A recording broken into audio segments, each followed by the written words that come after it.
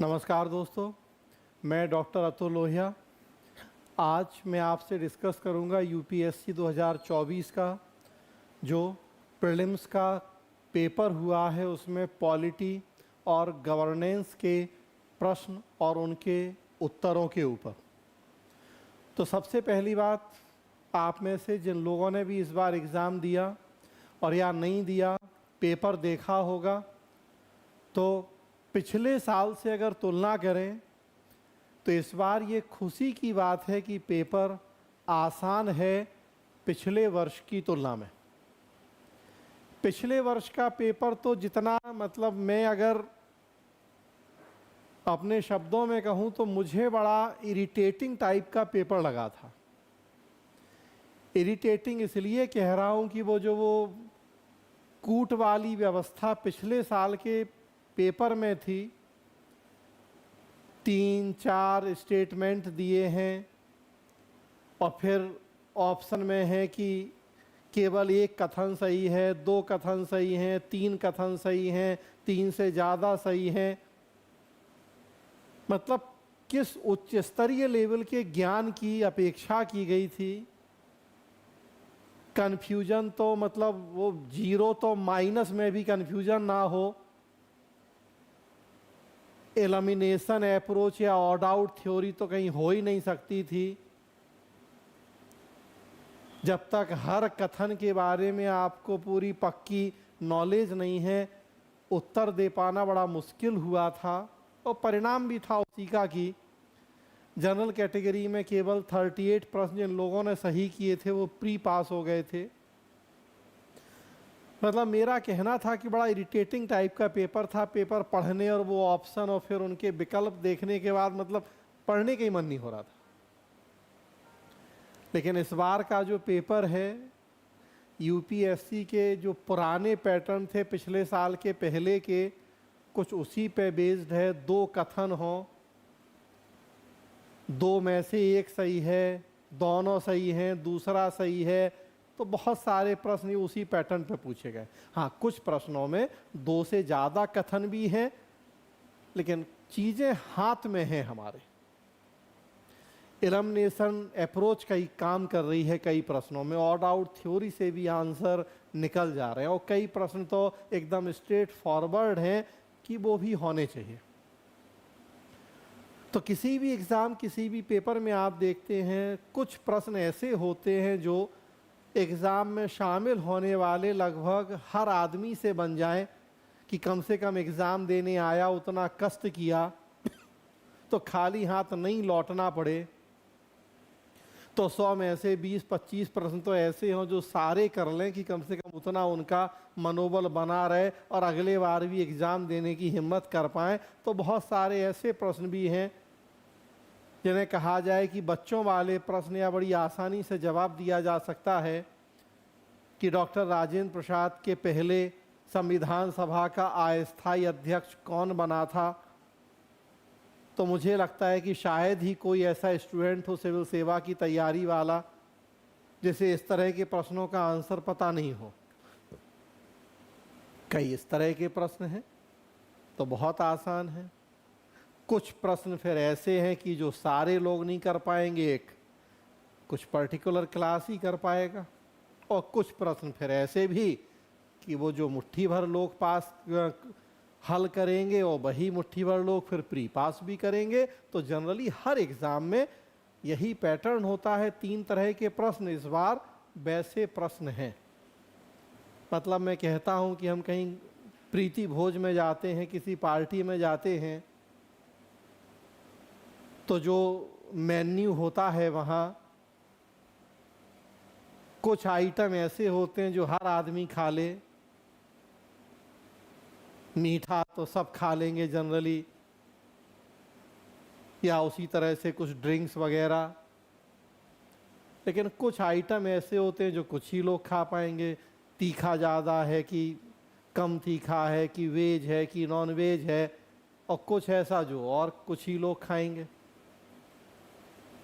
तो जैसा वो पार्टी के मेन्यू वाला सिस्टम है, एग्ज़ाम के प्रश्नों का भी सिस्टम कुछ इसी तरह का कि 3 कैटेगरी तो कम से कम होती हैं और इस बार के पेपर में वो तीनों कैटेगरी देखने को मिल रही हैं। कंपैरेटिवली पेपर आसान है, इसलिए पिछले साल की तुलना में कटअप बढ़ेगा, ये तय है। अब कितना बढ़ेगा ये फिर देखने की बात है। हाँ, लेकिन मुझे लगता है कि 50 तक जा सकता है जनरल कैटेगरी में। 50 क्वेश्चन सही मतलब कम से कम 100 नंबर तक तो जा सकता है कटअप जनरल कैटेगरी में। बाकी प्लस माइनस हो सकता है, वो जब यूपीएससी का रिजल्ट आएगा, प्री का कटअप आएगा तो फिर हमें पता लगेगा। चलिए, पॉलिटी गवर्नेंस के प्रश्नों की चर्चा करेंगे, तो एक एक करके देखेंगे जितने प्रश्न। 19 प्रश्न पूछे गए हैं पॉलिटी कॉन्स्टिट्यूशन से। 4 प्रश्न हम गवर्नेंस में रख सकते हैं, तो 19 और 4 23 प्रश्न हैं जो पॉलिटी एंड गवर्नेंस वाले सेक्शन से जुड़े हुए हैं। और अगर आपने ईमानदारी से ये खंड पढ़ा है तो मुझे लगता है कि 23 में पूरे 23 ना भी कहें तो 20 से 21 प्रश्न तो हर आदमी जरूर सही करके आया होगा, आना चाहिए था, क्योंकि प्रश्न हमारी रीच में है, हमारे हाथ में है। जिन लोगों ने मुझसे पॉलिटी गवर्नेंस पढ़ा है वो तो बिल्कुल इस बात को लेके खुश हो सकते हैं कि जिस तरीके से चीज़ें क्लास में पढ़ाई गई हैं, पढ़ाई जाती हैं, उसी तरीके से प्रश्न पूछे गए हैं। और सबसे बड़ी बात कि पॉलिटी कॉन्स्टिट्यूशन के ज़्यादातर प्रश्न आप देखेंगे कि अगर आपने बेयर एक्ट को सही तरीके से देखा है, रेगुलरली आप देखते रहते हैं आर्टिकल्स, उन आर्टिकल्स के प्रोविजंस, तो आप देखेंगे कि ज़्यादातर प्रश्न इस बार बस बेयर एक्ट को आप पलटें, उनके आर्टिकल पलटें, तो आपको उन प्रश्नों के आंसर मिल जाएंगे। जैसे पहला प्रश्न ही देखिए, लोकसभा के अध्यक्ष के संदर्भ में निम्नलिखित कथनों पर विचार कीजिए। जब लोकसभा के अध्यक्ष को हटाने का कोई संकल्प विचाराधीन है तब 1 है वह पीठासीन नहीं होगा या होगी, 2 है उसे बोलने का अधिकार नहीं होगा, 3 है वह संकल्प पर प्रथमतः मत देने का या की हकदार नहीं होगा या होगी। उपर्युक्त कथनों में से कौन सा या कौन से सही है या हैं? ए केवल 1, बी केवल 1 और 2, सी केवल 2 और 3, डी 1, 2 और 3। इंग्लिश वर्जन भी बगल में लिखा हुआ है प्रश्न का। तो लोकसभा के अध्यक्ष से जुड़ा हुआ प्रश्न, मतलब संविधान का अनुच्छेद देखेंगे आप तो 96 जो 96वां अनुच्छेद है संविधान का, वहाँ से जुड़ा हुआ प्रश्न है। और आप बेयर एक्ट में आर्टिकल 96 को देखें तो आपको इस प्रश्न का वहाँ बड़ी आसानी से जवाब मिल जाएगा। अनुच्छेद 96 में ये पूरी प्रक्रिया बताई गई है, बड़ा आसानी से आप इसका जवाब खोज सकते हैं। जब लोकसभा के अध्यक्ष को हटाने का कोई संकल्प विचाराधीन हो तब वह पीठासीन नहीं होगा, ये स्टेटमेंट बिल्कुल सही है। जिसके खिलाफ कार्रवाई चल रही है, जिसके खिलाफ एक्शन हो रहा है, वो खुद जज बन के नहीं बैठ सकता। तो एक सामान्य प्राकृतिक न्याय का सिद्धांत है ये। तो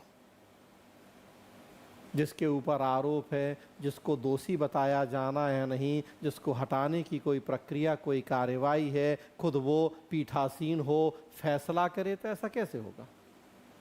तो कॉमन सेंस से भी देखेंगे तो हम निकाल सकते हैं। और कॉमन सेंस ना भी कहें हम, आर्टिकल 96 में क्लियरली ये बातें लिखी हैं। तो पहला स्टेटमेंट सही है कि वह पीठासीन नहीं होगा। दूसरा है उसे बोलने का अधिकार नहीं होगा, तो गलत है ये। बोलने का अधिकार तो हम किसी से कैसे छीन सकते हैं? हमारे देश में तो फ्रीडम ऑफ स्पीच है आम आदमी को, और यहाँ तो लोकसभा के अध्यक्ष की बात हो रही है, उसे हटाने की प्रक्रिया चल रही है, कोई आरोप है तो आरोपों का जवाब तो देगा ही वो।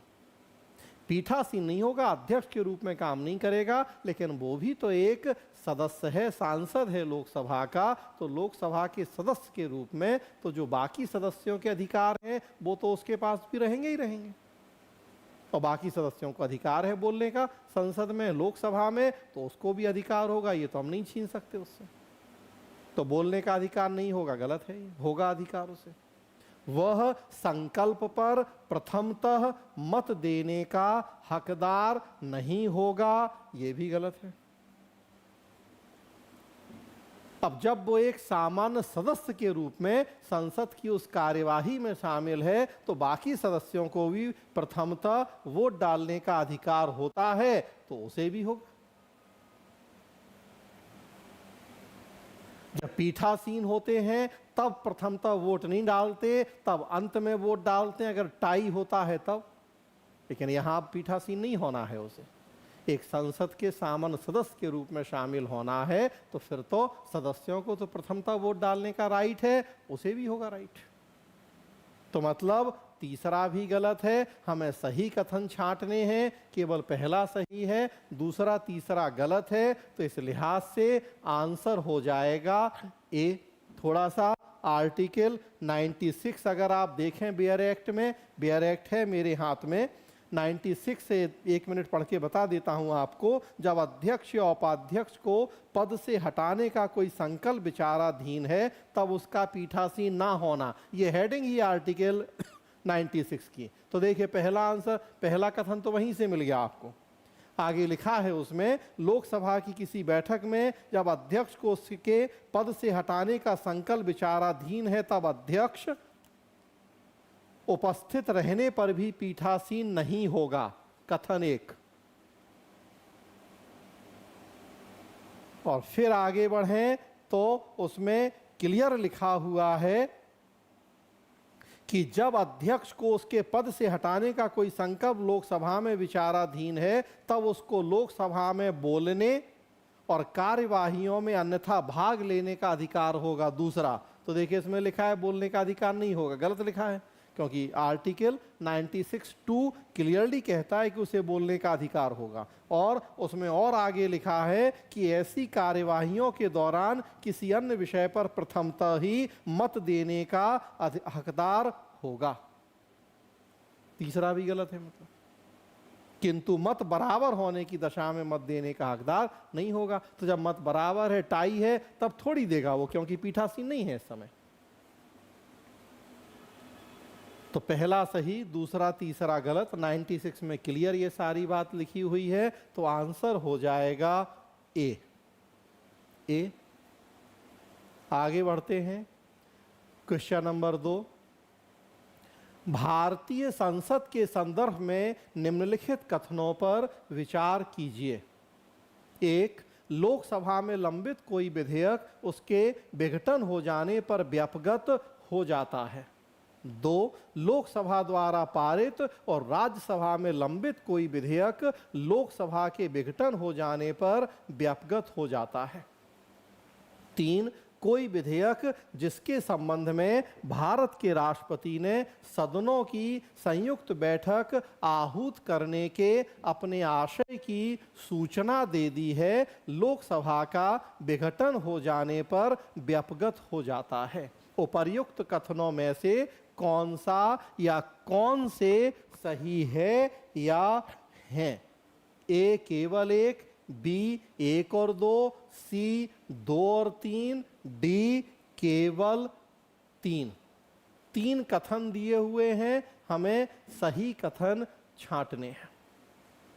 भारतीय संसद के संदर्भ में निम्नलिखित कथन, और ये विधेयक से जुड़े हुए हैं, मतलब आप देखेंगे तो संविधान का अनुच्छेद 107, आप बेयर एक्ट में आर्टिकल 107 देखें, आपको इस पूरे प्रश्न का उसमें आंसर मिल जाएगा।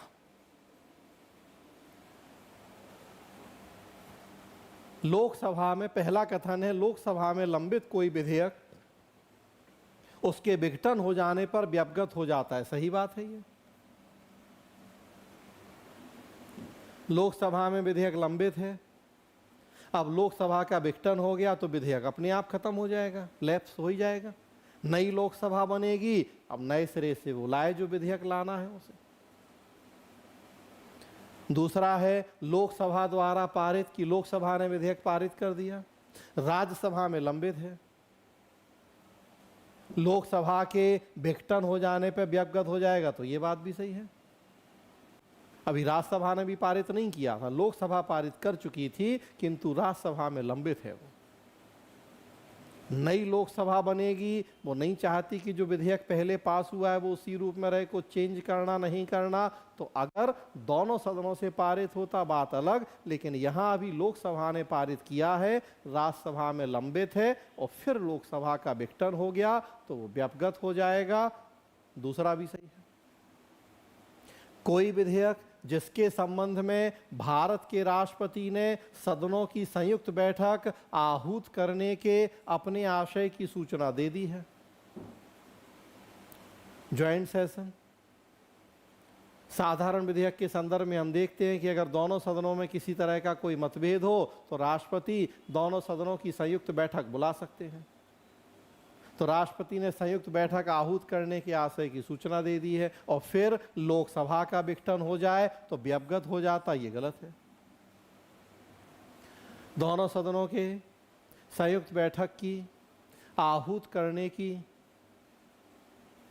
सूचना दे दी गई है, अब लोकसभा का विघटन हो गया, कोई बात नहीं, जो नई लोकसभा बनेगी वो देख लेगी कि हमें उस विधेयक पे क्या करना है। तो फिर विधेयक व्यपगत नहीं होगा। पहला दूसरा सही है, तीसरा गलत है, मतलब आंसर हो जाएगा बी। एक बार जरा हम आर्टिकल 107 को देख लेते हैं।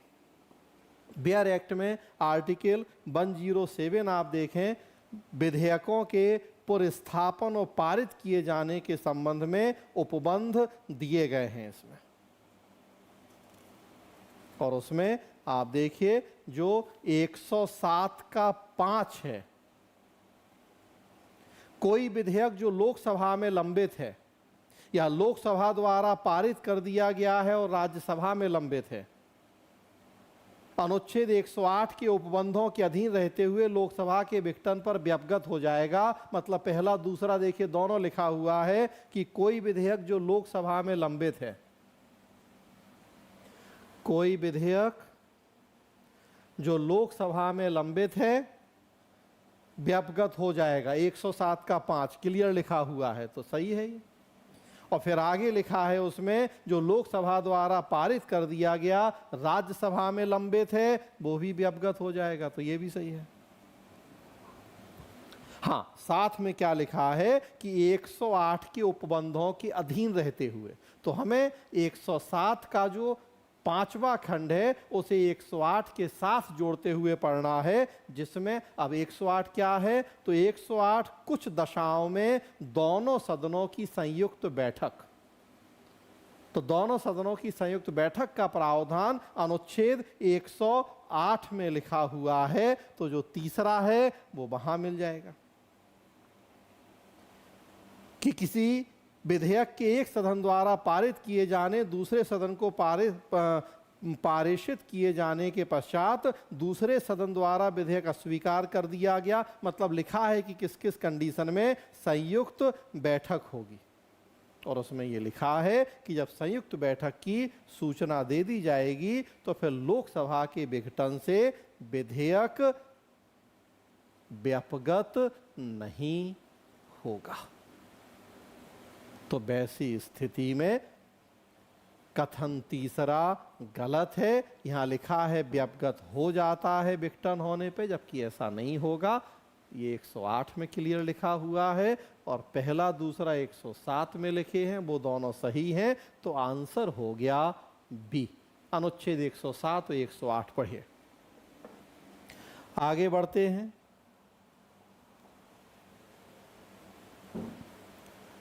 भारत के संसद के संदर्भ में निम्नलिखित कथनों पर विचार कीजिए। 3 कथन दिए हुए हैं।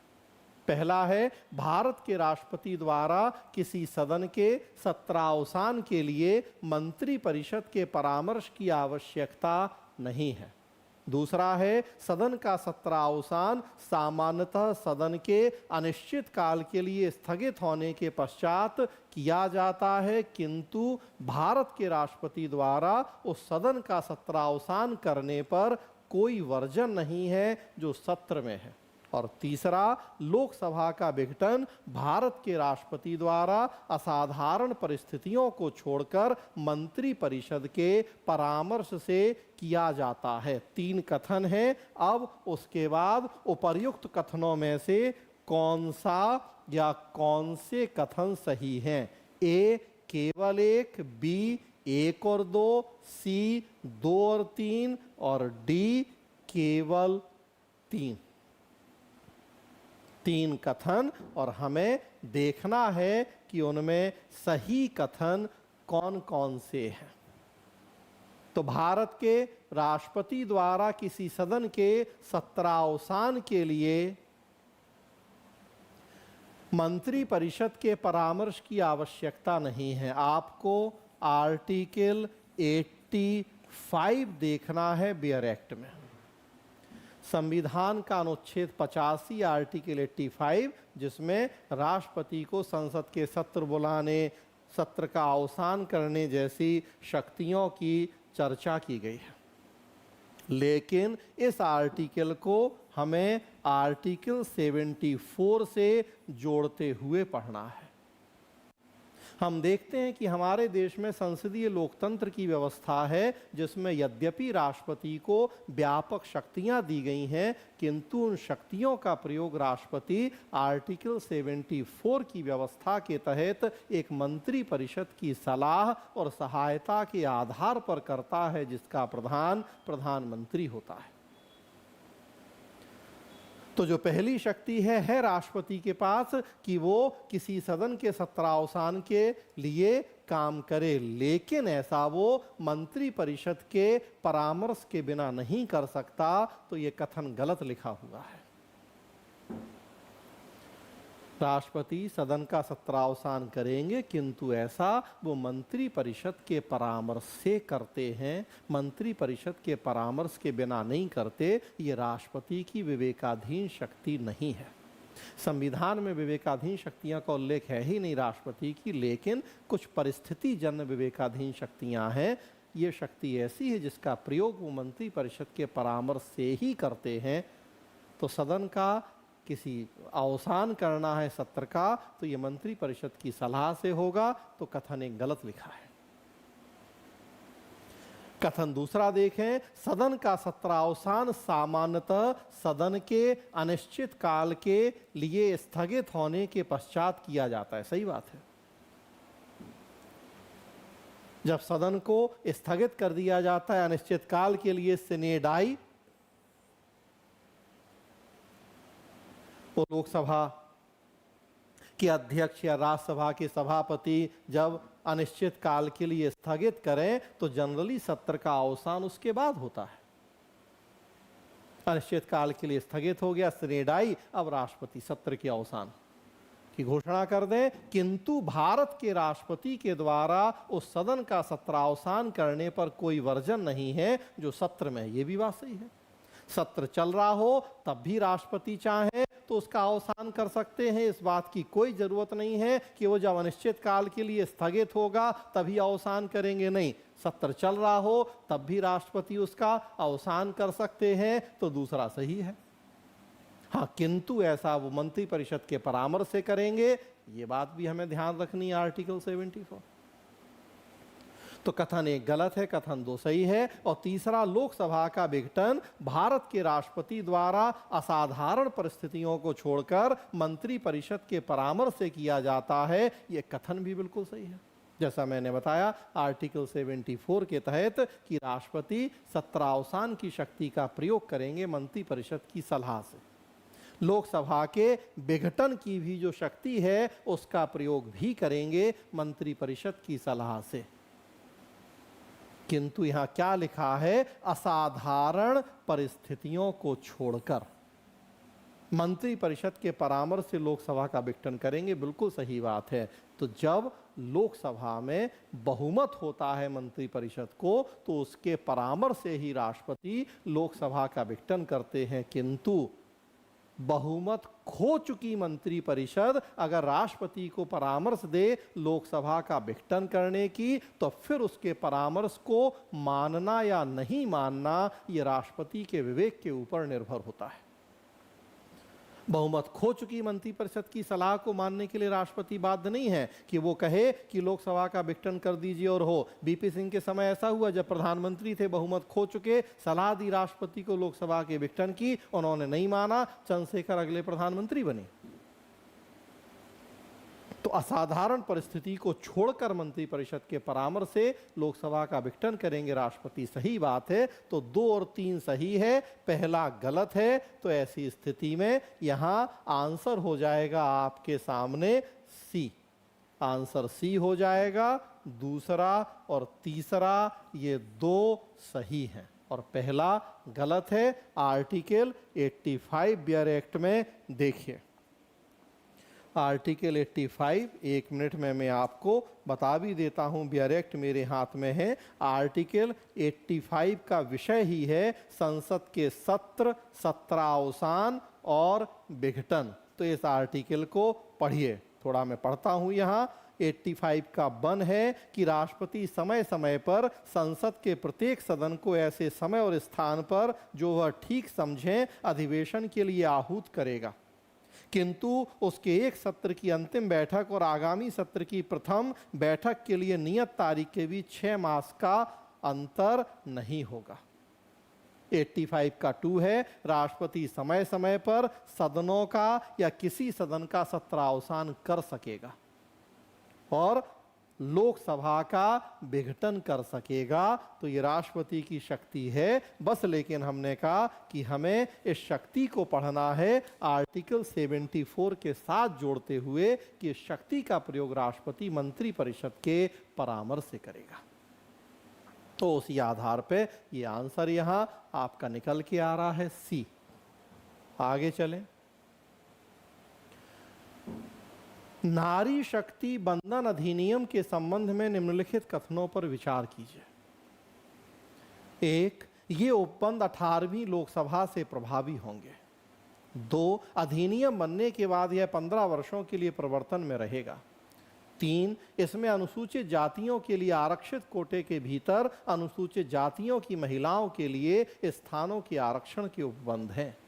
उपर्युक्त कथनों में से कौन से सही हैं? ए 1, 2 और 3, बी केवल 1 और 2, सी केवल 2 और 3 और डी केवल 1 और 3। करंट बेस्ड प्रश्न है, पॉलिटी महिला आरक्षण। हाल ही में आप देखेंगे 106वां संविधान संशोधन अधिनियम पारित हुआ। महिलाओं को 1/3 आरक्षण संसद में, विधानसभाओं में। नारी शक्ति बंधन अधिनियम नाम दिया गया। हमारे संसदीय इतिहास का एक काफ़ी लंबे समय तक पेंडिंग रहने वाला कानून है ये। एक लोकपाल कानून और दूसरा महिला आरक्षण कानून। ये 2 ऐसे कानून हैं जो बहुत लंबे समय तक हमारी संसद में पेंडिंग रहे। लोकपाल कानून भी 1966-67 से शुरू करके जाके 2013 में बना, 14 में लागू हुआ। महिला आरक्षण कानून भी हमने 73वें-74वें संविधान संशोधनों के द्वारा स्थानीय निकायों में महिलाओं को आरक्षण दे दिया था। तभी से हमारे देश में मांग चल रही थी कि संसद और विधानसभाओं में हम कब आरक्षण देंगे महिलाओं को। फाइनली अब जाके सरकार ने कानून बनाया, लेकिन ये कानून लागू कब होगा? जब 2026 में परिसीमन आयोग बनेगा, निर्वाचन क्षेत्रों का परिसीमन करेंगे, उसके बाद मतलब जो अगले चुनाव होंगे 2029 के, तब से इसको लागू करने का अभी जो हम उम्मीद कर रहे हैं वो है। 18वीं लोकसभा तो जस्ट अभी बनी है, उसके चुनाव हुए हैं। तो उस लिहाज से आप देखें कथन 1 गलत है इसमें कि ये उपबंध 18वीं लोकसभा से प्रभावी होंगे, ये कथन गलत है। अगली जो लोकसभा है 19वीं लोकसभा 2029, उससे ये लागू हों, हम ऐसी उम्मीद कर रहे हैं। तो पहला कथन गलत है।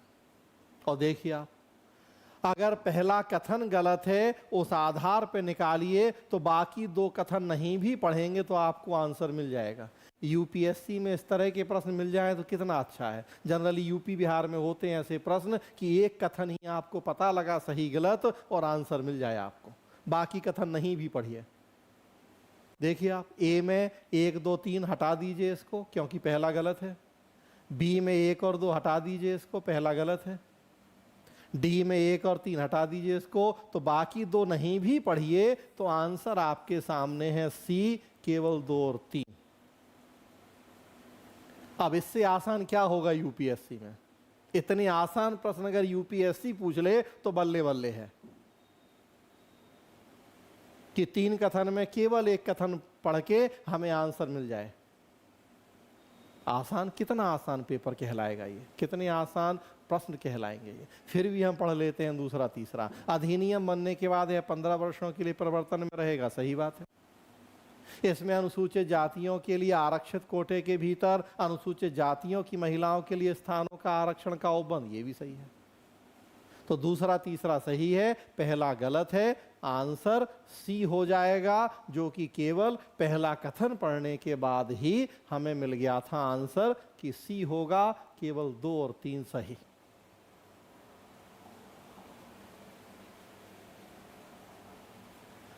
अगला देखिए, एकदम फंडामेंटल बेसिक प्रश्न। प्रतिषेध रेट उच्चतम न्यायालय या उच्च न्यायालयों द्वारा किसी और किस प्रयोजन से जारी किया गया एक आदेश है? ए, किसी सरकारी अधिकारी को उसे किसी विशिष्ट कार्रवाई करने से प्रतिषेध करने के लिए। बी, संसद या विधानसभा को मद्य निषेध पर कोई विधि पारित करने के लिए। सी, निचली अदालत को किसी मामले में कार्यवाही जारी रखने का प्रतिषेध करने के लिए। और डी, सरकार को उसे किसी असंवैधानिक नीति का अनुपालन करने से प्रतिषेध करने के लिए। तो रिट आर्टिकल 32 में आप देखते हैं और 226 में कि 5 तरह की रिटों की व्यवस्था की गई है। वहां से जुड़ा हुआ प्रश्न है, अनुच्छेद 32 के तहत सर्वोच्च न्यायालय हमारे मूल अधिकारों की रक्षा के लिए रिट जारी कर सकता है, एक ही है सर्वोच्च न्यायालय। और अनुच्छेद 226 के तहत राज्य के उच्च न्यायालयों को भी रिट जारी करने की शक्ति दी गई है। हम देखते हैं कि सर्वोच्च न्यायालय जहां केवल मूल अधिकारों की रक्षा के लिए रिट जारी करता है, वहीं उच्च न्यायालय मूल अधिकार के अलावा अन्य अधिकारों की रक्षा के लिए भी रिट जारी कर सकते हैं। 5 तरह की रिटें कौन सी? तो बंदी प्रत्यक्षीकरण, परमादेश, प्रतिषेध, उत्प्रेषण और अधिकार पृच्छा। ये प्रतिषेध या प्रोहिबिशन रिट से जुड़ा हुआ प्रश्न है। प्रतिषेध या प्रोहिबिशन का मतलब होता है हम रोकते हैं, हम मना करते हैं, किसी काम को करने से मना करने के लिए रिट जारी की जाती है। और कब मना करेंगे? जब कोई अपनी सीमाओं, अपने क्षेत्राधिकार का अतिक्रमण करेगा। तो अपनी सीमाओं में रहते हुए हम काम कर रहे हैं तो कोई दिक्कत नहीं, करते रहें। जब हम अपनी सीमाओं को लांघें, अपनी बाउंड्रीज, अपनी लिमिटेशंस को लांघ के जब काम करेंगे तो फिर उसे रोकना पड़ेगा। अब किसकी सीमाओं को हमें तय करना है? अगर वो लांघ रहा है तो ये प्रतिषेध रिट जो है ये न्यायिक और अर्ध न्यायिक संस्थाओं के लिए जारी की जाती है यदि वो अपनी सीमाओं, अपने क्षेत्राधिकार का उल्लंघन करते हैं। सुप्रीम कोर्ट भी जारी करता है, हाई कोर्ट भी जारी करते हैं। तो ये जो जिला अधीनस्थ न्यायालय हैं उनके लिए जारी हो सकते हैं। जो ट्रिब्यूनल्स या न्यायाधिकरण हैं, अर्ध न्यायिक संस्थाएं, कैट, सेट, एनजीटी, ऐसी बहुत सारी जो अर्ध न्यायिक संस्थाएं हैं उनके विरुद्ध जारी हो सकती हैं अगर वो अपनी सीमाओं, क्षेत्राधिकार का उल्लंघन करें। अब आपको आंसर मिल जाएगा। पहला ए है, किसी सरकारी अधिकारी को से किसी विशिष्ट कार्यवाही करने से प्रतिषेध करने के लिए नहीं। ये सरकारी अधिकारी के खिलाफ जारी नहीं होगी, न्यायिक या अर्ध न्यायिक संस्था के खिलाफ जारी होगी, तो पहला नहीं है। बी, संसद विधानसभा को मद्य निषेध पर कोई विधि पारित करने के लिए नहीं। संसद विधानसभा के खिलाफ भी नहीं होगी है। उनका अपना काम कानून बनाना है, बनाए, न्यायपालिका उसमें क्यों हस्तक्षेप करे। सी, निचली अदालत को किसी मामले में कार्यवाही जारी रखने का प्रतिषेध करने के लिए, तो यही होगा। अगर वो कार्यवाही क्षेत्राधिकार के उल्लंघन पे आधारित है तो प्रतिषेध रिट जारी हो जाएगी, तो सी। और डी है, सरकार को उसे किसी असंवैधानिक नीति का अनुपालन करने से प्रतिषेध करने के लिए, तो ये भी नहीं। तो आंसर हो जाएगा सी, निचली अदालत को किसी मामले में कार्यवाही जारी रखने का प्रतिषेध करने के लिए ये रिट जारी होगी। अगला प्रश्न देखें। निम्नलिखित कथनों पर विचार कीजिए। एक है, वह राज्य का राज्यपाल है जो उस राज्य के किसी समुदाय को अनुसूचित जनजाति के रूप में मान्यता देता है और घोषित करता है। दूसरा है, किसी राज्य में अनुसूचित जनजाति के रूप में घोषित किसी समुदाय के लिए यह आवश्यक नहीं है कि दूसरे राज्य में भी ऐसा हो। उपर्युक्त कथनों में से कौन सा या कौन से सही है या हैं? ए, केवल एक, बी, केवल दो, सी, एक और दो दोनों, डी, ना तो एक ना ही दो। अनुसूचित जनजातियों से जुड़ा हुआ प्रश्न है, मतलब इसके लिए आपको बेयर एक्ट में खोलना है आर्टिकल 342, जहां आपको इस प्रश्न का जवाब मिल जाएगा। संविधान में आप देखेंगे अनुच्छेद 330 से लेकर 342 तक कुछ विशेष वर्गों के लिए प्रावधान किए गए हैं।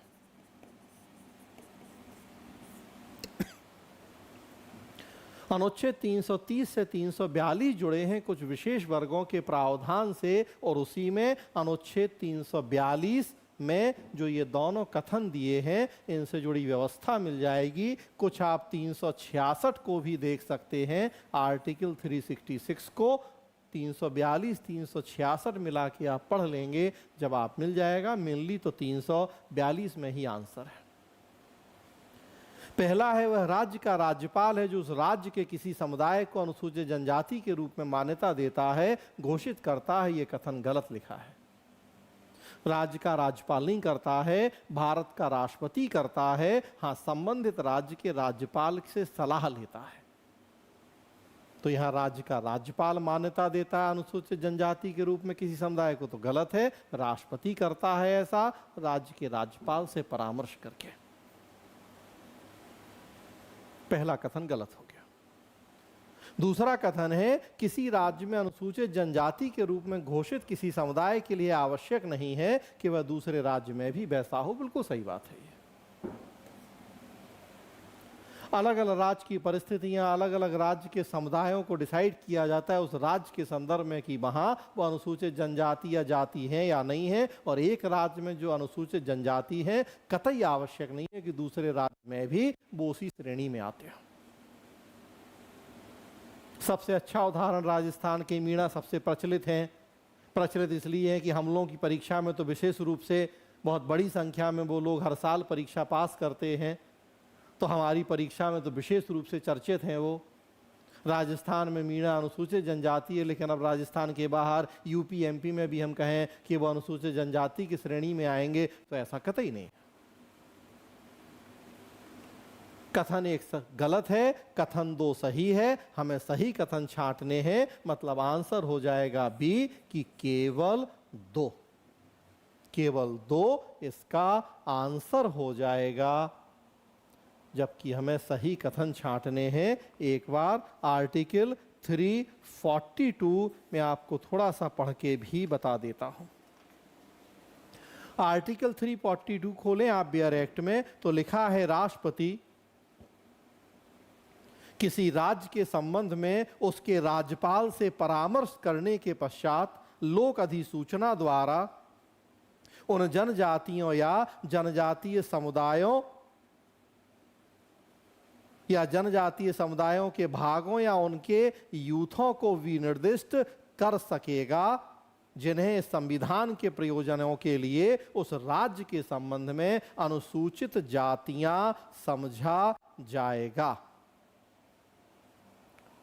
अनुसूचित जातियां और फिर उसी में आगे अनुसूचित जनजातियां दोनों यहां मेंशन है। तो आर्टिकल 342 इसको आप देखिए। आगे बढ़ते हैं। अगला प्रश्न है केंद्रीय बजट। बजट से जुड़ा हुआ प्रश्न। केंद्रीय बजट या यूनियन बजट के संदर्भ में निम्नलिखित कथनों पर विचार कीजिए। दो कथन हैं, हमें सही गलत देखने हैं। पहला कथन है प्रधानमंत्री की ओर से केंद्रीय वित्त मंत्री संसद के दोनों सदनों के समक्ष वार्षिक वित्तीय विवरण रखते हैं। दूसरा कथन है केंद्रीय या यूनियन स्तर पर भारत के राष्ट्रपति की अनुशंसा के बिना अनुदानों की मांग नहीं की जा सकती। उपर्युक्त कथनों में से कौन सा या कौन से सही है या हैं? ए केवल एक, बी केवल दो, सी एक और दो दोनों, डी ना तो एक ना ही दो। बजट से जुड़ा हुआ प्रश्न है। बजट या कहें वार्षिक वित्तीय विवरण, मतलब आपको इसका जवाब मिलेगा संविधान के आर्टिकल 112 में। अनुच्छेद 112 में आप देखें, वहां वार्षिक वित्तीय विवरण, जिसे हम आम बोलचाल में बजट कहते हैं, प्रावधान किया गया है अनुच्छेद 112 में। संविधान में कहीं भी बजट शब्द का उल्लेख नहीं है, ये आम बोलचाल का शब्द है। बजट फ्रांसीसी भाषा के बूजट शब्द से निकला है, जिसका अर्थ होता है चमड़े का थैला। वो पूरी एक कहानी है कि कैसे हम वित्तीय विवरण को बजट कहने लगे। हमारे संविधान में हर जगह वार्षिक वित्तीय विवरण, एनुअल फिनेंशियल स्टेटमेंट शब्द समूहों का उल्लेख किया गया है। आम बोलचाल में बजट कहते हैं। तो उसी से जुड़े हुए ये दो कथन है। पहला कथन है प्रधानमंत्री की ओर से केंद्रीय वित्त मंत्री संसद के दोनों सदनों के समक्ष वार्षिक वित्तीय विवरण रखते हैं। कथन एकदम गलत है। ये कथन इसलिए गलत है क्योंकि यहां प्रधानमंत्री नहीं राष्ट्रपति होना चाहिए था। अगर यहां प्रधानमंत्री की जगह शब्द होता राष्ट्रपति तो ये कथन सही हो जाता। वित्त मंत्री प्रधानमंत्री की तरफ से नहीं, राष्ट्रपति की तरफ से वार्षिक वित्तीय विवरण रखते हैं दोनों सदन में। अनुच्छेद 112 में ये क्लियर लिखा हुआ है कि राष्ट्रपति रखवाएंगे। मैंने बताया पहले भी कि संसदीय लोकतंत्र शक्तियां राष्ट्रपति की हैं। हाँ, ये अलग बात है कि आर्टिकल 74 के तहत उनका प्रयोग मंत्रिपरिषद की सलाह से किया जाता है। आर्टिकल 112 में क्लियर लिखा है कि राष्ट्रपति द्वारा रखवाया जाएगा। यहां प्रधानमंत्री लिख दिया, मतलब देखिए कितना माइनर सा ध्यान देने वाली बात थी। आम बोलचाल में व्यवहार में आपको लगे कि प्रधानमंत्री ही सरकार के मुखिया हैं, बजट रखवाना उन्हीं की जिम्मेदारी है, तो व्यवहार में सही है, लेकिन संवैधानिक दृष्टि से गलत है, क्योंकि आर्टिकल 112 में राष्ट्रपति लिखा हुआ है। तो यहां बहुत माइन्यूटली ध्यान देना था, ऑब्जर्व करना था प्रश्न के एक एक शब्द पे। अदरवाइज हो सकता है कि आप इस प्रश्न का आंसर गलत कर आए हो, आशंका है ऐसी। प्रधानमंत्री और राष्ट्रपति, तो यहां राष्ट्रपति होना चाहिए था, प्रधानमंत्री लिखा है, तो यह कथन एक गलत हो गया। दूसरा है केंद्रीय यूनियन स्तर पर भारत के राष्ट्रपति की अनुशंसा के बिना अनुदानों की मांग नहीं रखी जा सकती। ये बिल्कुल सही है। संसद में बजट की स्वीकृति की प्रक्रिया कई चरणों से होकर संपन्न होती है। सबसे पहले बजट का प्रस्तुतिकरण होता है, सामान्य चर्चा होती है, फिर अनुदान की मांग और मतदान वाला फेज होता है, जो सबसे महत्वपूर्ण फेज होता है। विनियोग विधेयक आता है, वित्त विधेयक आता है। कई चरणों में ये प्रक्रिया संपन्न होती है।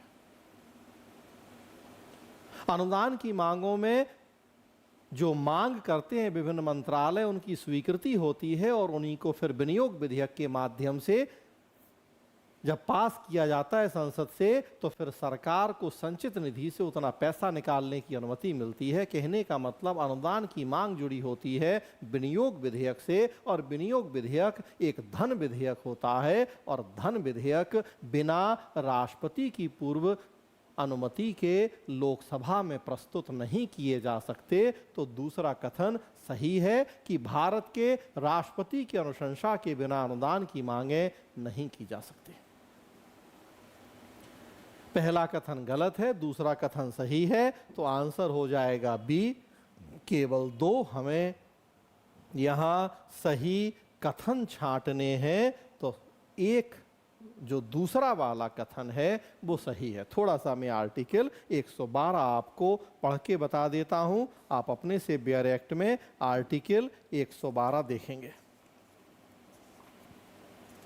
अनुच्छेद 112 उसका नाम ही है वार्षिक वित्तीय विवरण, और लिखा हुआ है उसमें कि राष्ट्रपति प्रत्येक वित्तीय वर्ष के संबंध में संसद के दोनों सदनों के समक्ष भारत सरकार की उस वर्ष के लिए प्राकृतिक प्राप्तियों और व्यय का विवरण रखवाएगा, जिसे इस भाग में वार्षिक वित्तीय विवरण कहा गया है।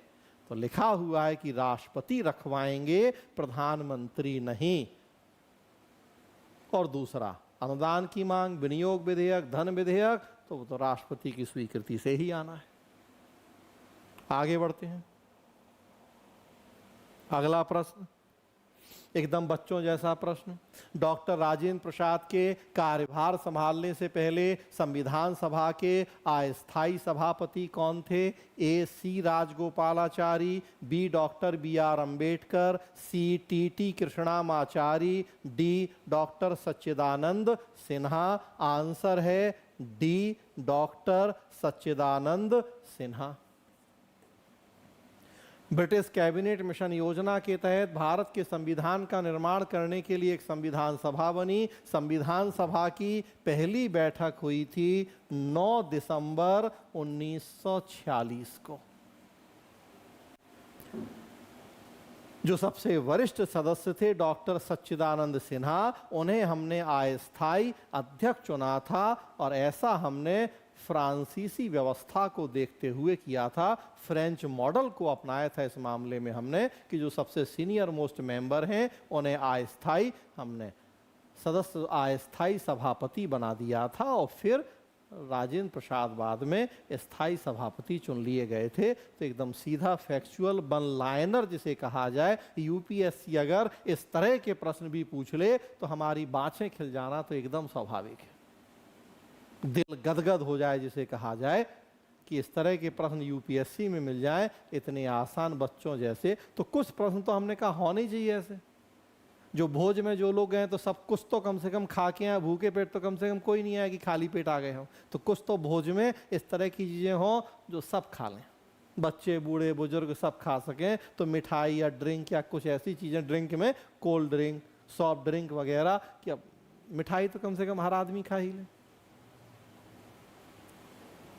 फ्रूट्स हर आदमी कम से कम खा ले। भाई डायबिटीज़ वाले के हम मिठाई नहीं खाते, कम फ्रूट ही खा लेंगे। तो अब ये सब चीज़ें तो कुछ प्रश्न तो ऐसे होने चाहिए भोज में, एग्जाम में। तो आंसर हो जाएगा डी। अगला प्रश्न बड़ा फंसाने वाला प्रश्न था। इसमें हो सकता है कई लोग फंसे हैं और गलत करके आए हैं। भारत सरकार अधिनियम 1935 के संदर्भ में निम्नलिखित कथनों पर विचार कीजिए। 2 कथन दिए हैं। पहला कथन है, इसमें ब्रिटिश भारतीय प्रांतों और देशी रियासतों को मिलाकर एक अखिल भारतीय परिसंघ फेडरेशन की स्थापना का प्रावधान किया गया। दूसरा कथन है, रक्षा और विदेश संबंधी मामलों को परिसंघीय विधानमंडल के नियंत्रण के अधीन रखा गया। उपर्युक्त कथनों में से कौन सा या कौन से सही हैं? ए केवल 1, बी केवल 2, सी 1 और 2 दोनों, डी ना तो 1 ना ही 2। भारत सरकार अधिनियम 1935 से जुड़ा हुआ प्रश्न है। 1935 का अधिनियम जो कि हमारे संविधान का आधार था, जिसकी लगभग बातें हमने थोड़े बहुत चेंज के साथ अपने संविधान में शामिल की। इस अधिनियम को हमने आधार बनाया, दुनिया के लगभग 60 देशों के संविधानों का अध्ययन करके जो अच्छी अच्छी बातें थी वो निकाली और एक संविधान बन गया।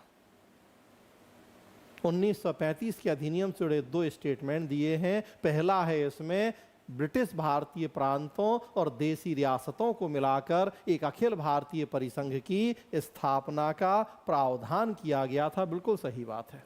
नरेंद्र मंडल के नाम से एक अखिल भारतीय संघ की स्थापना का प्रावधान था। हालांकि ये प्रावधान लागू नहीं हो पाया था क्योंकि देसी रियासतें तैयार नहीं हुई थी इसमें शामिल होने के लिए। हाँ, लेकिन प्रावधान था।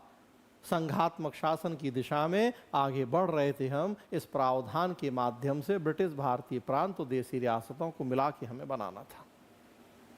3 सूचियां बना दी गई थी, केंद्रीय सूची, राज्य प्रांतीय सूची, समवर्ती सूची। इसके माध्यम से केंद्र और प्रांत के बीच में शक्तियों का विभाजन था। हमने अपने संविधान में जो अनुसूची 7 बनाई है, संघ सूची, राज्य सूची, समवर्ती सूची, इसी 1935 के अधिनियम के प्रावधान पर ही आधारित है। इसमें केंद्रीय सूची, प्रांतीय सूची और समवर्ती सूची का प्रावधान था। पहला कथन एकदम सही है। दूसरा कथन जिसमें कई लोग फंस गए हैं, मुझे ऐसा लग रहा है कि जरूर फंसे होंगे, रक्षा और विदेश संबंधी मामलों को परिसंघीय विधानमंडल के नियंत्रण के अधीन रखा गया। गलत है। कॉमन सेंस से सही है भाई। कॉमन सेंस तो यही कहता है कि जब हम संघात्मक शासन को अपना रहे हैं, रक्षा विदेश जैसे मामले संघ सूची का विषय होते हैं, केंद्र सरकार इन पे कानून बनाती है। अभी देखिए, स्वतंत्र भारत के संविधान में भी ऐसा है कि इन विषयों को हमने संघ सूची में रखा है और केंद्र सरकार कानून बनाती है। उस समय भी हम माने कि ऐसी रहा होगा कि संघ सूची के विषय रहे होंगे ये, तो दूसरे को भी सही मान लें, किंतु ऐसा नहीं है। यहाँ थोड़ा सा हमें और अंदर चलना है कि 1919 के अधिनियम से जो प्रांतों में द्वैध शासन की व्यवस्था शुरू हुई थी, उसे 1935 के अधिनियम से खत्म कर दिया गया था, किंतु उस व्यवस्था को केंद्र स्तर पर शुरू करने का प्रावधान था। 1935 के भारत सरकार अधिनियम ने केंद्र स्तर पर द्वैध शासन की व्यवस्था की थी, जिसमें जो केंद्रीय विषय हैं उन्हें आरक्षित और हस्तांतरित इन 2 सूचियों में बांटा गया था। मतलब कुछ विषय तो केंद्र के विधानमंडल को दिए गए थे, लेकिन कुछ विषय ऐसे थे जो भारत के वायसरॉय के नियंत्रण में थे, जो ब्रिटेन के जो राज्य सचिव बैठा था उसके निर्देशन से उन पर फैसला खुद भारत के वायसरॉय को या गवर्नर जनरल को लेना था। उस समय हम गवर्नर जनरल कहते थे। तो रक्षा और विदेश ये ऐसे मामले थे जो केंद्र के विधानमंडल को नहीं दिए गए थे, बल्कि वायसरॉय के पास थे आरक्षित। भारत के राज्य सचिव के डायरेक्शन से इन पर उसे निर्णय लेना था। तो कथन दूसरा गलत है। कथन 1 सही, कथन 2 गलत। मतलब आंसर हो जाएगा, आंसर हो जाएगा ए। केवल 1 सही है, दूसरा गलत है इसमें, तो आंसर हो जाएगा ए। और देखिए, ये यहाँ फंसाने वाला प्रश्न था। जो 2 नंबर कथन था, बहुत ध्यान से अगर हम नहीं देखते या उतना डिटेल हमें 1935 के अधिनियम के प्रावधानों की जानकारी नहीं थी, तो ये प्रश्न गलत होने की आशंका थी। आगे बढ़ें, अगला देखें। भारत के संविधान के अनुच्छेद 368 के अनुसार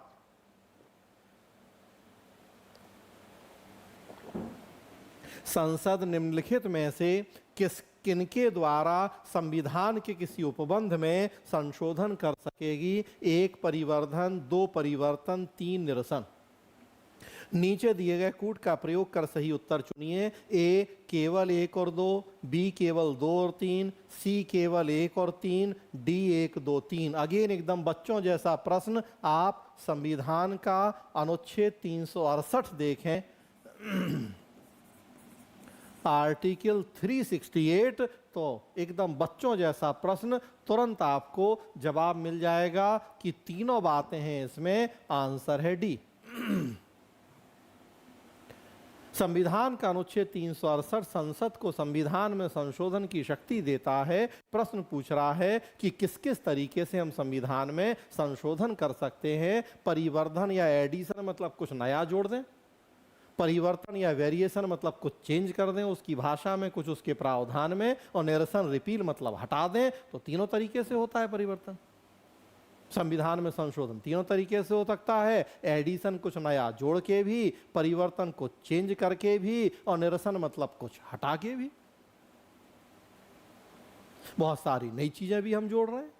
जीएसटी काउंसिल हमने जोड़ दी आर्टिकल 279A, बहुत सारे ऐसे प्रावधान। परिवर्तन मतलब चेंज भी कर रहे हैं बहुत सारी बातों को।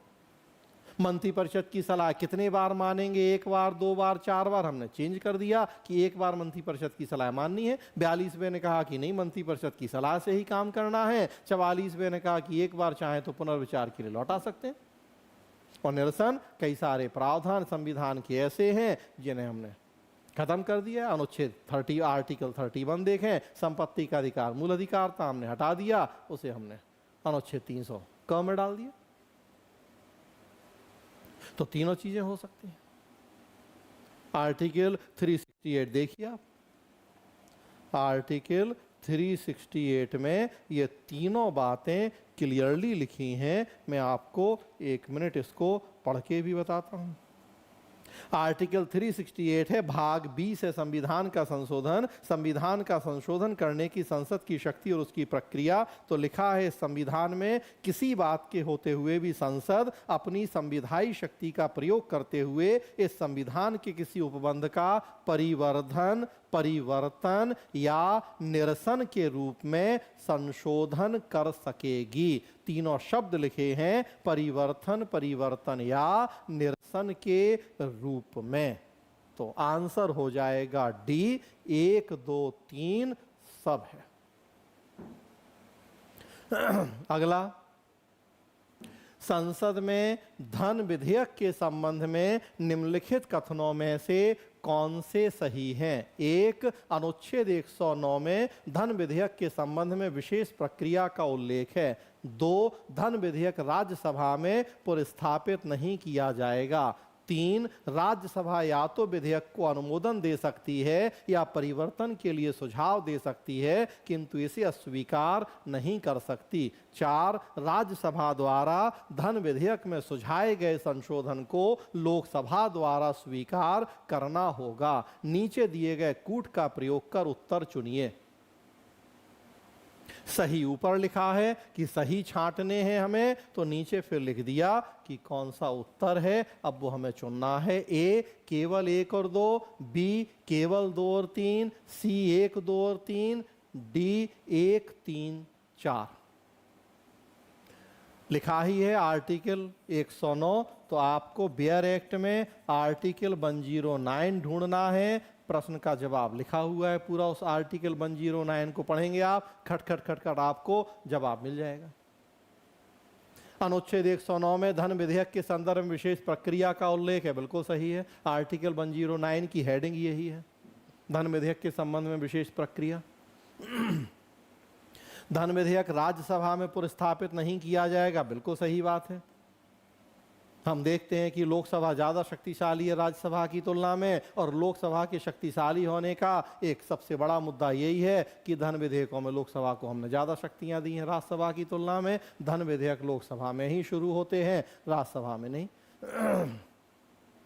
राज्यसभा या तो विधेयक को अनुमोदन दे सकती है या परिवर्तन के लिए सुझाव दे सकती है, किंतु अस्वीकार नहीं कर सकती, बिल्कुल सही बात है। राज्यसभा की शक्तियां धन विधेयक के मामले में सीमित हैं। 14 दिन का समय होता है कि लोकसभा ने जब धन विधेयक को पारित करके राज्यसभा के पास भेजा, 14 दिन में निर्णय ले कि उसे उसी रूप में स्वीकार करे, कुछ संशोधनों के साथ करे, उसे अस्वीकार नहीं कर सकती। जब उसी रूप में स्वीकार करेगी, वेल एंड गुड, बहुत अच्छी बात, लोकसभा स्वीकार कर चुकी है, राज्यसभा भी स्वीकार करेगी, राष्ट्रपति के पास पहुंच जाएगा।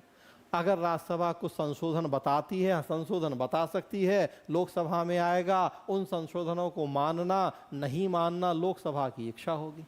लोकसभा चाहे उन संशोधनों को ना माने और अपने मूल रूप में पारित करके आगे भेज दे, हो सकता है। तो तीसरा भी सही है। चौथा, राज्यसभा द्वारा धन विधेयक में सुझाए गए संशोधन को लोकसभा द्वारा स्वीकार करना होगा। गलत है, कोई लोकसभा के ऊपर बाध्यता नहीं है कि राज्यसभा के संशोधनों को मानना है। तो पहला, दूसरा, तीसरा सही है, चौथा गलत है, मतलब आंसर हो जाएगा सी। 1, 2 और 3 सही हैं। आप देखिए बियर एक्ट में आर्टिकल 109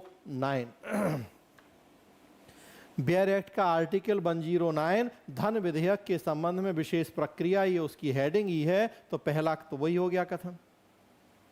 आगे लिखा है कि धन विधेयक राज्यसभा में पुरस्थापित नहीं किया जाएगा, दूसरा हो गया। केवल बियर एक्ट आपने अच्छे से पढ़ा होता, पढ़ लें आगे भी, तो देखिए आप सारे प्रश्न एकदम बच्चों जैसे प्रश्न होते, हूबहू बियर एक्ट से चीजें उठाई गई और प्रश्न बना दिए गए। आगे फिर लिखा हुआ है उसमें कि धन विधेयक लोकसभा द्वारा पारित किए जाने के पश्चात राज्यसभा को उसकी सिफारिशों के लिए पारित किया जाएगा और राज्यसभा विधेयक की प्राप्ति की तारीख से 14 दिन की अवधि के भीतर विधेयक को अपनी सिफारिशों सहित लोकसभा को लौटा देगी। ऐसा होने पर लोकसभा राज्यसभा की सभी या किन्हीं सिफारिशों को स्वीकार या अस्वीकार करेगी। जवाब मिल गया आपको, बाकी और आगे पढ़ लीजिए। तो आंसर हो गया सी। 1, 2 और 3 सही है, चौथा गलत है। अगला प्रश्न देखें, पूर्वोत्तर परिषद NEC नॉर्थ ईस्ट काउंसिल की स्थापना पूर्वोत्तर परिषद अधिनियम 1971 द्वारा की गई थी। वर्ष 2002 में NEC अधिनियम में संशोधन के बाद परिषद में निम्नलिखित में से किन किन सदस्यों को शामिल किया गया है? 1, संघटक राज्य का राज्यपाल, 2, संघटक राज्य का मुख्यमंत्री, 3, भारत के राष्ट्रपति द्वारा नाम निर्दिष्ट 3 सदस्य, 4, भारत का गृह मंत्री। नीचे दिए गए कूट का प्रयोग कर सही उत्तर चुनिए। ए केवल 1, 2, 3, बी केवल 1, 3, 4, सी केवल 2, 4, डी 1, 2, 3, 4। रीजनल काउंसिल से जुड़ा हुआ प्रश्न है। 1956 के राज्य पुनर्गठन अधिनियम के तहत हमारे देश में 5 क्षेत्रीय परिषद या रीजनल काउंसिल बनी हैं। चारों दिशाओं की 4, उत्तर, दक्षिण, पूर्व, पश्चिम और एक मध्य क्षेत्रीय परिषद। तो कुल 5 क्षेत्रीय परिषदें जो राज्य पुनर्गठन अधिनियम 1956 के तहत बनी हैं। ये सांविधिक संस्थाएं कहलाती हैं। केंद्र और राज्य के बीच में और राज्यों के आपस में समन्वय के लिए हमने इस तरह की संस्थाएं बनाई हैं। केंद्र संबंध में आप पढ़ते हैं इस टॉपिक को। और फिर हमने क्या किया था कि जो पूर्वोत्तर के राज्य हैं उनके लिए अलग से एक पूर्वोत्तर परिषद बना दी थी। उसी के लिए अलग कानून बनाया था, पूर्वोत्तर परिषद अधिनियम 1971। इसमें जो पूर्वोत्तर के 7 सिस्टर प्लस सिक्किम उन 8 को मिला के हमने ये पूर्वोत्तर परिषद बना दी।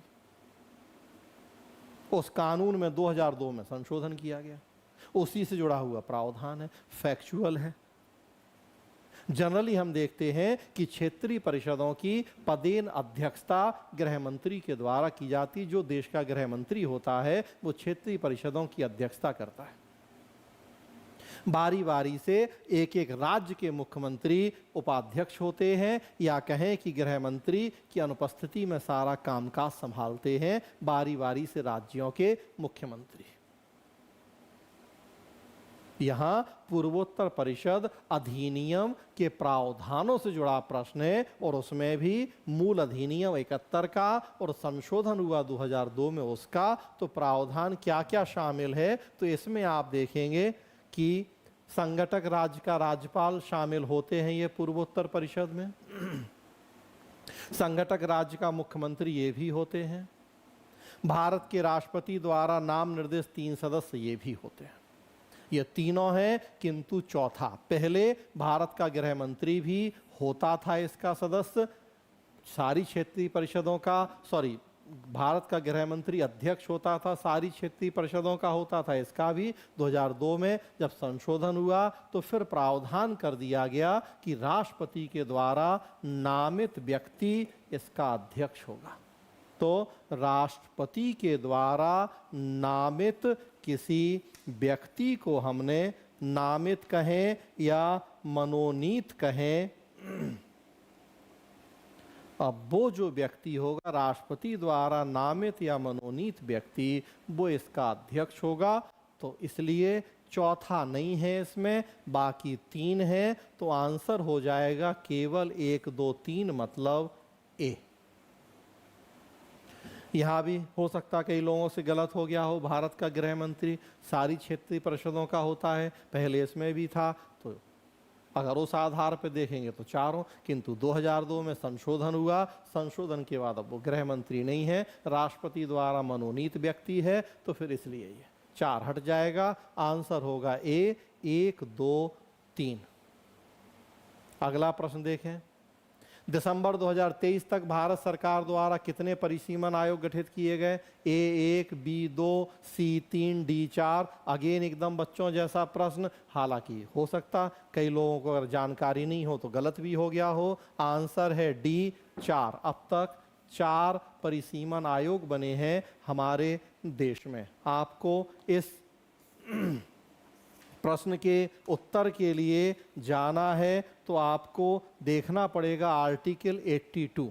आर्टिकल 82 में प्रोविज़न है कि प्रत्येक जनगणना जो कि 10 साल में होती है, प्रत्येक जनगणना के बाद जो भी निर्वाचन क्षेत्र हैं उनके परिसीमन के लिए हम एक आयोग या इस तरह की संस्था बनाएंगे। पहला हमने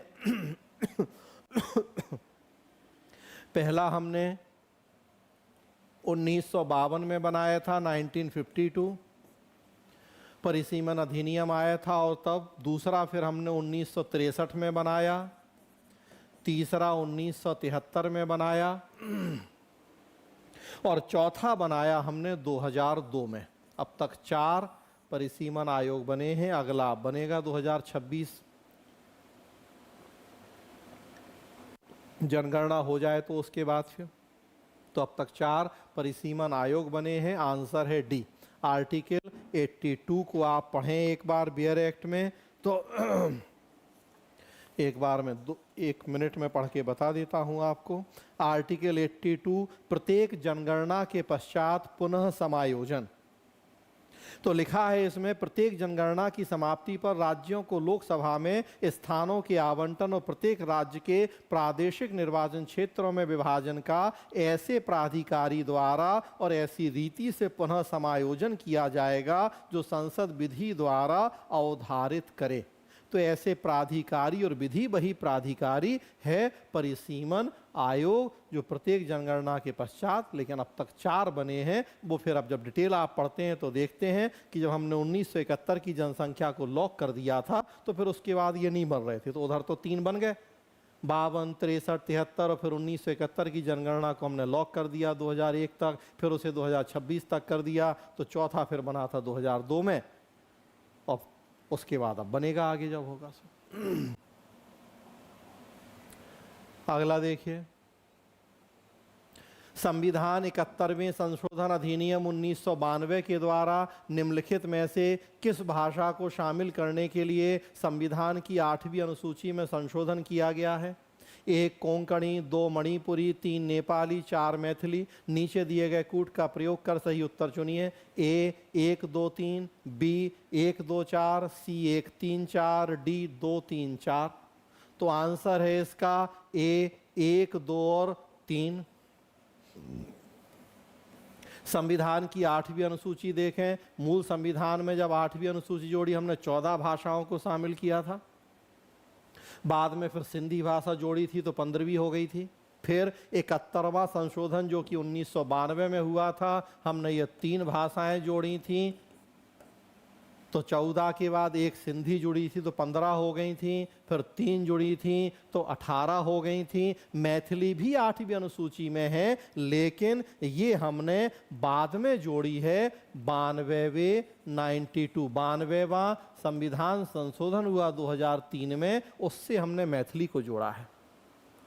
तो है मैथिली भी 8वीं अनुसूची में, लेकिन 71वें से मैथिली नहीं जुड़ी थी। मैथिली जुड़ी थी 92वें संशोधन से, 71 से जुड़ी थी ये 3 कोंकणी, मणिपुरी, नेपाली, सो 14, 1 सिंधी जुड़ी थी 15, 3 ये जुड़ी थी सो 18, और 4 हमने फिर और जोड़ी थी 92वें संविधान संशोधन से उनमें एक मैथिली भी थी। तो इस तरह से फिलहाल कुल 22 भाषाएं देखते हैं हम संविधान की 8वीं अनुसूची में। यहाँ आंसर है ए, 1, 2 और 3 कोंकणी, मणिपुरी और नेपाली।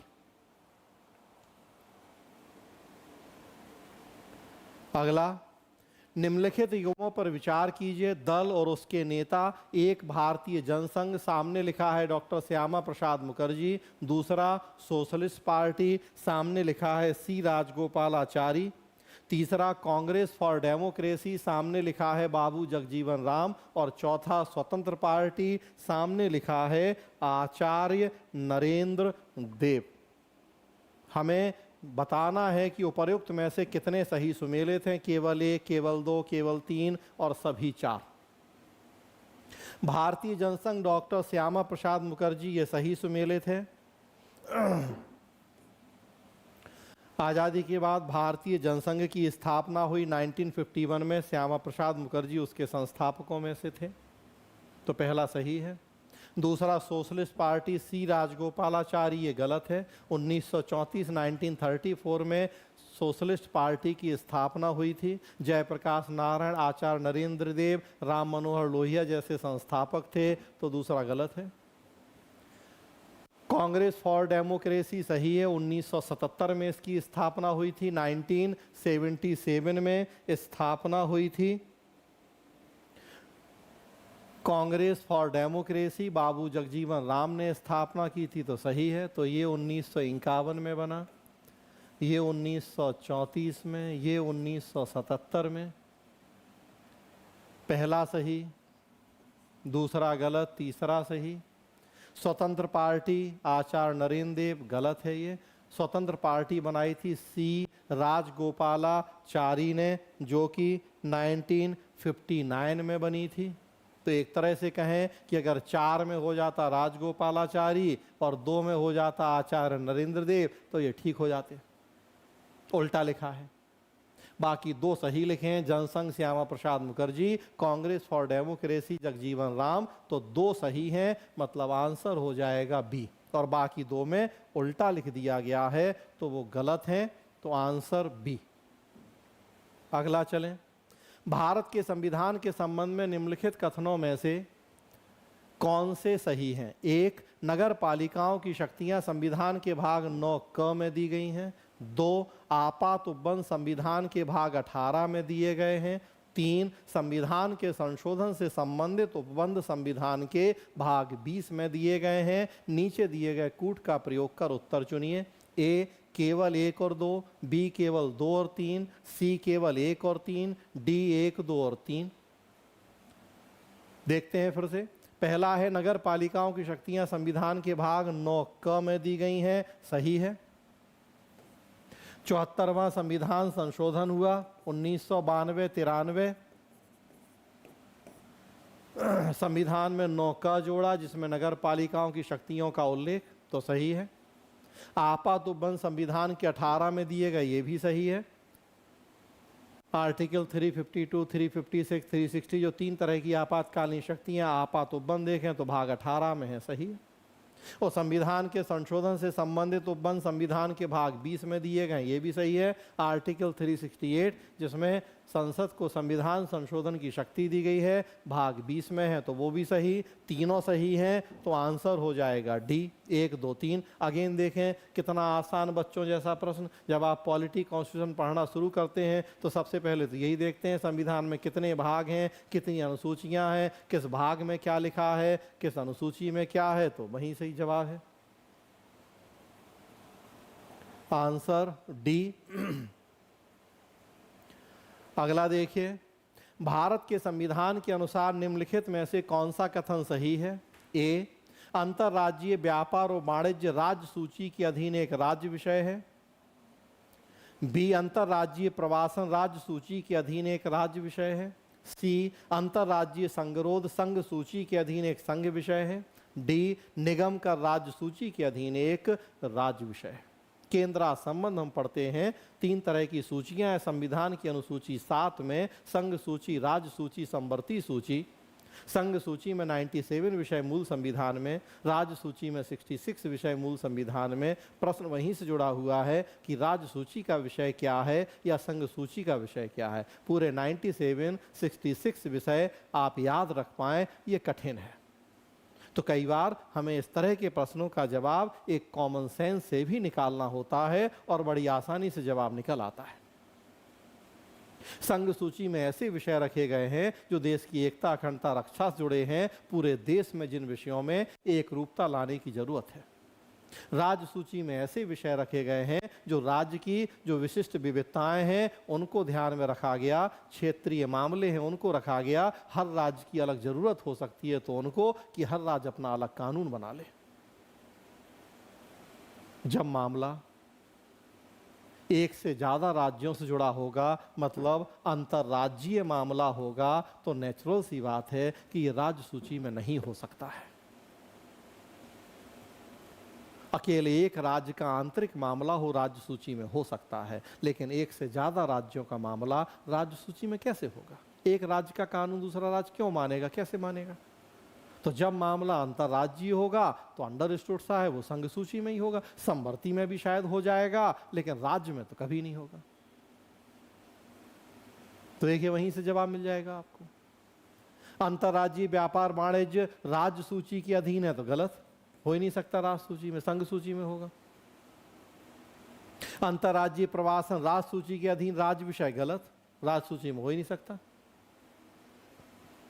अंतर्राज्यीय संगरोध, संगरोध मतलब क्वारंटाइन, संघ सूची के अधीन एक संघ विषय है तो देखे सही। चलिए और चौथा है वो भी देख लेते हैं, डी, कि निगम का राज्य सूची के अधीन राज्य विषय है तो गलत, संघ सूची का विषय है निगम कर कॉर्पोरेट टैक्स। तो आंसर हो जाएगा सी, अंतर्राज्यीय संगरोध inter state quarantine is a union subject under the union list. तो सी सही है, बाकी गलत है। अगला देखिए,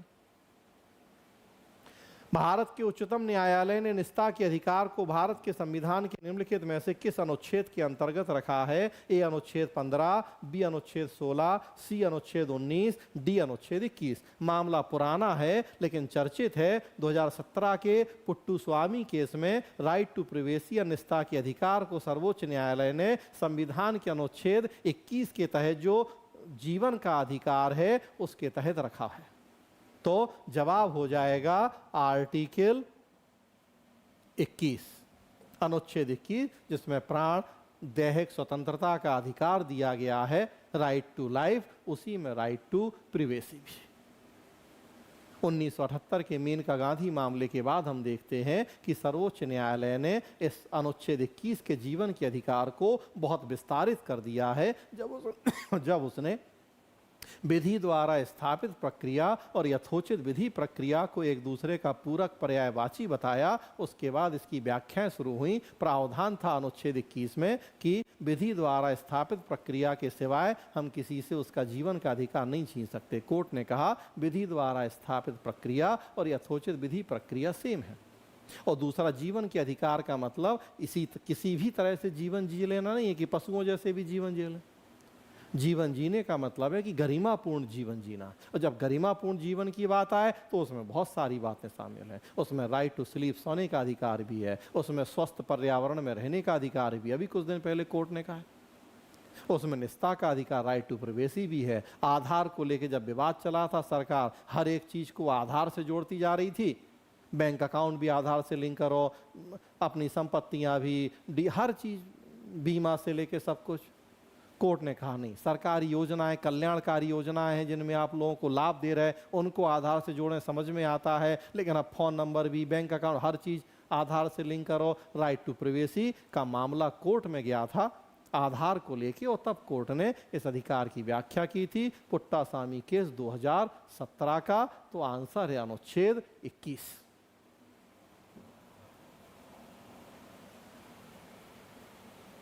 अगला देखिए, लास्ट प्रश्न है पॉलिटी का। लोकसभा में आचार समिति के संबंध में निम्नलिखित कथनों में से कौन से सही है? एक है प्रारंभ में यह एक तदर्थ समिति थी, 2 है केवल कोई लोकसभा का सदस्य किसी लोकसभा सदस्य के अनैतिक आचरण से संबंधित शिकायत कर सकता है। 3 है यह समिति किसी ऐसे मामले पर विचार नहीं कर सकती जो न्यायाधीन है। नीचे दिए गए कूट का प्रयोग कर उत्तर चुनिए। सही ऊपर ही लिखा है तो हमें देखना है क्या क्या। ए है केवल 1 और 2, बी है केवल 2 और 3, सी है केवल 1 और 3, डी है 1 2 3। कथन देखना है हमें। हाल फिलहाल करंट बेस्ड प्रश्न है। महुआ मोइत्रा तृणमूल कांग्रेस की सांसद, उनका मामला काफी चर्चा में था। पैसे लेके प्रश्न पूछने का मामला, एथिक्स कमेटी चर्चा में थी और इसीलिए यह प्रश्न पूछ लिया यूपीएससी ने। पहला कथन है कि प्रारंभ में यह एक तदर समिति थी, सही है। सन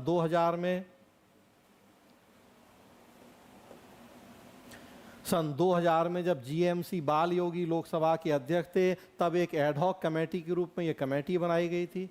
संसद की समितियां 2 तरह की, एक स्थायी समिति, दूसरी अस्थायी या एडहॉक कमेटी। स्थायी समिति नाम ही है स्थायी, जो हर साल बनेगी, सालों भर काम करेगी। एडहॉक कमेटी जो बनेगी किसी पर्टिकुलर मामले पे काम करेगी, रिपोर्ट देगी, भंग कर दी जाएगी। नियमित नहीं होगी, हर साल बनेगी, जरूरी नहीं है, तो एडहॉक कमेटी के रूप में बनी थी। भाई नेताओं से भी तो हम उम्मीद करते हैं नैतिकता, सचरित्रता जैसे मानदंडों के पालन की। 2000 में बनाई थी ये कमेटी, एडहॉक थी। बाद में 2015 में इसे स्थायी समिति बना दिया गया था। 2000 में जब बनी थी तब एडहॉक थी, तो पहला कथन सही है। दूसरा है केवल कोई लोकसभा का सदस्य ही किसी लोकसभा सदस्य के अनैतिक आचरण के संबंध में शिकायत कर सकता है, गलत है। भाई लोकसभा सदस्य का अनैतिक आचरण है, आपको हमें पता लगा, हम भी जाके कमेटी में शिकायत कर सकते हैं, तो दूसरा गलत है। यह समिति किसी ऐसे मामले पर विचार नहीं कर सकती जो न्यायाधीन है, सब जुडिस है, तो बिल्कुल सही बात है। ऐसे मामले जो कोर्ट में चल रहे हैं वो फिर किसी समिति में नहीं आएंगे। एक सामान एक कहें कि कॉमन सेंस की बात है कि ऐसे मामले जो कोर्ट के विचाराधीन हैं वो फिर बिना कोर्ट की परमिशन के किसी दूसरी संस्था में नहीं जाते हैं। राष्ट्रीय मानवाधिकार आयोग या बहुत सारी ऐसी संस्थाएं हमारे देश में हैं, वो भी अर्ध न्यायिक काम कर रही हैं। कोई वाद विवाद का मामला होता है, कोई और तो देखती हैं वो, लेकिन कोर्ट को बाईपास करके नहीं होता है ये। ऑलरेडी कोर्ट में कोई मैटर चल रहा है तो वो फिर कोई इस तरह की आयोग समितियां नहीं देखते हैं, ये समिति भी नहीं देखेगी। तो तीसरा भी सही है कि ऐसे मामले पर विचार नहीं करेगी जो न्यायाधीन। पहले विचार कर रही थी, बाद में कोर्ट में, पहले ही कोर्ट में है तो फिर ये समिति उस पर विचार नहीं करेगी। हाँ, पहले इसके पास आए तो विचार करेगी। तो पहला सही है, तीसरा सही है, दूसरा गलत है। पहला तीसरा मतलब आंसर हो जाएगा सी। केवल देखिए, दूसरा हमें पता लग गया, पहला पता लग गया सही है, दूसरा पता लग गया गलत है, उसी से आंसर निकल जाएगा। तीसरा तक तो जान ही नहीं है। पहला सही दूसरा गलत तो मतलब ए नहीं होगा, बी नहीं होगा, डी नहीं होगा, तीनों में 2 लिखा है और 2 गलत है, तो उसी से आंसर निकल गया सी। तीसरे तक जान ही नहीं है। पीछे प्रश्न देख रहे हैं, एक कथन से आंसर निकल आया था, यहाँ एक नहीं 2 कथनों से आंसर निकल आया, तीसरे तक जाने की जरूरत ही नहीं है हमें। और तीसरा वैसे भी सही है, हमने पढ़ के भी देख लिया उसे। तो ये 19 प्रश्न थे जो पॉलिटी कॉन्स्टिट्यूशन से पूछे गए थे। 4 प्रश्न तेजी से और देख लें जो गवर्नेंस से जुड़े हुए हैं। भारत के निगमित सामाजिक उत्तरदायित्व CSR नियमों के संदर्भ में निम्नलिखित कथनों पर विचार कीजिए। बस तेजी से अब आंसर बता दूंगा आपको। पहला, CSR नियम विनिर्दिष्ट करते हैं कि सीधे कंपनी अथवा इसके कर्मचारियों को लाभ पहुंचाने वाले व्यय को CSR कार्यकलापों के रूप में नहीं माना जाएगा। दूसरा है, CSR नियम CSR कार्यकलापों पर होने वाले न्यूनतम व्यय को विनिर्दिष्ट नहीं करते हैं। उपर्युक्त कथनों में से कौन से सही हैं? ए केवल 1, बी केवल 2, सी 1 और 2 दोनों, डी ना तो 1 ना ही 2। कॉर्पोरेट सोशल रिस्पॉन्सिबिलिटी से जुड़ा प्रश्न है। 2013 में नया कंपनी कानून बना था, 2014 1 अप्रैल से लागू हुआ। उसमें हमने CSR को बाध्यकारी कर दिया कुछ शर्तों के अधीन, वहीं से जुड़ा हुआ प्रश्न है। तो पहला कथन है कि CSR नियम विनिर्दिष्ट करते हैं कि सीधे कंपनी अथवा इसके कर्मचारियों को लाभ पहुंचाने वाले व्यय को CSR कार्यकलापों के रूप में नहीं माना जाएगा। सही बात है। सीधे कंपनी के कर्मचारियों को जो लाभ पहुंचाता है व्यय, वो हम CSR गतिविधियों में नहीं मानेंगे। ये बिल्कुल सही बात है, जो CSR के नियम बनाए गए हैं बाद में उसमें है ये। और दूसरा है CSR नियम CSR कार्यकलापों पर होने वाले न्यूनतम व्यय को निर्दिष्ट नहीं करते, ये गलत है। बिल्कुल न्यूनतम व्यय को निर्दिष्ट किया गया है, क्लियर है उसमें कि मिनिमम 2% तो आपको अपने लाभ का, पिछले 3 साल का आपका जो नेट प्रॉफिट है, मिनिमम 2% तो आपको CSR एक्टिविटीज़ पे खर्च करना ही है। तो मिनिमम तो तय है, मैक्सिमम नहीं है, वो आप जितना मर्जी कीजिए, मिनिमम तो 2% करना ही होता है। तो दूसरा गलत है, पहला सही दूसरा गलत, मतलब आंसर हो जाएगा ए। अगला प्रश्न, डिजिटल इंडिया भूमि अभिलेख आधुनिकीकरण कार्यक्रम के संदर्भ में निम्नलिखित कथनों पर विचार कीजिए। पहला, इस योजना को कार्यान्वित करने के लिए केंद्र सरकार 100% वित्त पोषण करती है। दूसरा, इस योजना के अंतर्गत भू संपत्ति कैडस्ट्रल मानचित्र डिजिटलीकृत किए जाते हैं। तीसरा, स्थानीय भाषा में उपलब्ध अधिकार अभिलेखों को भारत के संविधान द्वारा मान्यता प्राप्त किसी भी भाषा में लिप्यंतरित करने की पहल की गई है। उपर्युक्त कथनों में से कौन से सही हैं? ए केवल 1 और 2, बी केवल 2 और 3, सी केवल 1 और 3, डी 1, 2, 3। तीनों सही हैं। आंसर है डी। 2008 में हमने ये कार्यक्रम शुरू किया था, डिजिटल इंडिया भूमि अभिलेख आधुनिकीकरण कार्यक्रम। ई गवर्नेंस से जुड़ा हुआ प्रश्न है, सूचना प्रौद्योगिकी प्रशासन जुड़ा हुआ प्रश्न, 2008 में शुरू हुआ कार्यक्रम है और तीनों बातें इसकी सही हैं। तो आंसर हो जाएगा इसका डी, तीनों सही है इसमें। अगला, निम्नलिखित में से कौन से भारतीय सशस्त्र सेना की तीनों सेवाओं के समकक्ष रैंक के संदर्भ में सही सुमेलित हैं?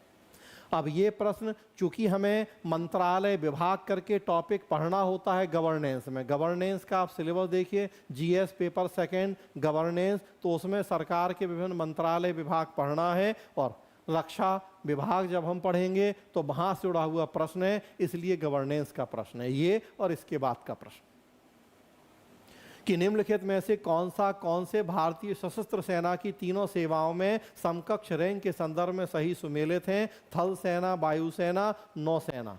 थल सेना में ब्रिगेडियर, उसके सामने वायुसेना में एयर कमोडोर और नौसेना में कमांडर। दूसरा, major general, air vice marshal, vice admiral, major, squadron leader, lieutenant commander, lieutenant colonel, group captain, captain. नीचे दिए गए कूट का प्रयोग करके सही उत्तर चुनना है हमें कि कितने इसमें तीनों सही हैं। एक के सामने जो दूसरा लिखा है, मतलब थल सेना में जो ब्रिगेडियर है वही रैंक वायुसेना में एयर कमोडोर का है और वही रैंक नौसेना में कमांडर का। क्या ये सही हैं तीनों? उसी तरह से हमें देखना है कि कितने इसमें ऐसे सही बताए गए हैं। तो आप देखेंगे इस प्रश्न में कि आंसर है डी, केवल 3, केवल 3 सही है कि जो रैंक मेजर का थल सेना में है वही वायुसेना में स्क्वाड्रन लीडर का है, वही नौसेना में लेफ्टिनेंट कमांडर का है, बाकी गलत हैं इसमें। पहला देखें तो ब्रिगेडियर थल सेना में, वायुसेना में एयर कमोडोर और नौसेना में उसे कमांडर नहीं कमोडोर कहा जाता है।